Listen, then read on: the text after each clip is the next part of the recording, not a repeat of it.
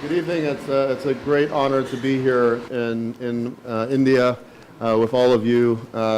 Strategically for us, India is one of the most important nations in the world, a superpower. Not just a superpower in terms of political might, but a superpower of energy, of brilliance, of engineering talent, of brain power, of human capital.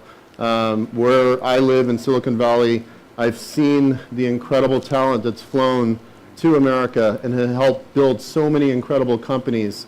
And so many of those people who are friends of mine are beginning to make the migration back to India.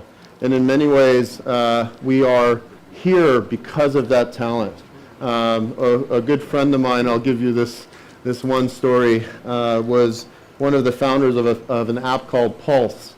And I met him in an Indian restaurant in Palo Alto, my favorite restaurant, and we randomly met there, and he showed me his app, and then LinkedIn bought his company. He was a young guy from Stanford who was born in India, Akshay, and he's now moved back to India as the head of all of LinkedIn in India. So I'm hoping to see him here today. But that's an example of that kind of migration of talent. Humans have always been moving forward to a brighter future. And for us, transportation and movement is a technology, but it's also a movement in and of itself, a movement of humanity to want to be free of time and place, to be able to live and work anywhere in the world.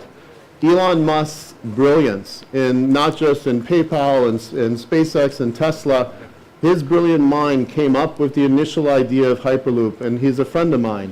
And on a flight together many years ago to Cuba, a personal trip of ours, we began to talk about his idea of Hyperloop.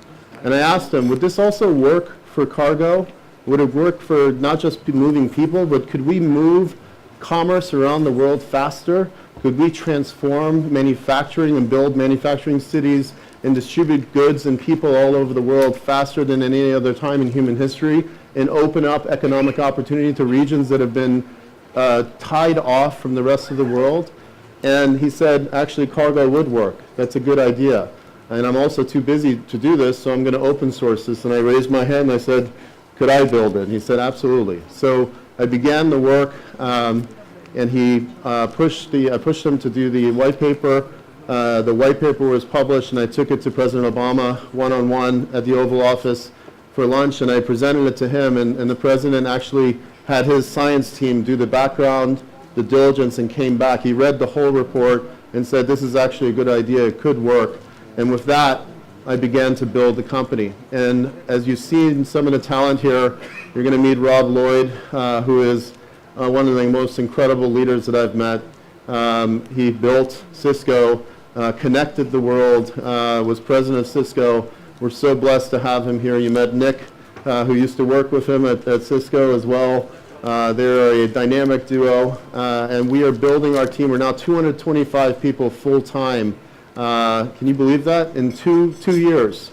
We've gone from 0 to 225 employees, 3-acre campus in Los Angeles, our site in Nevada where we're building the first full-scale Hyperloop.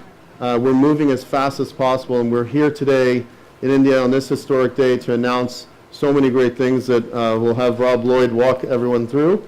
And we have the honor of having two great leaders of India here today that I would love to bring up for a quick ceremony. So the Minister of Railways, Suresh Prabhu, who we've met and who is a dynamic leader, and Amitabh, if you could also please join us.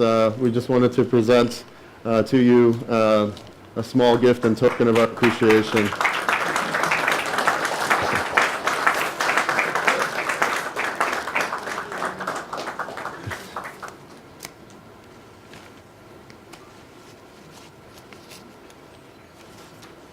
I'll get a hang of this. Thank you, Tim. So if you would like to make some comments, it would mean a lot to us. Thank you so much, Minister.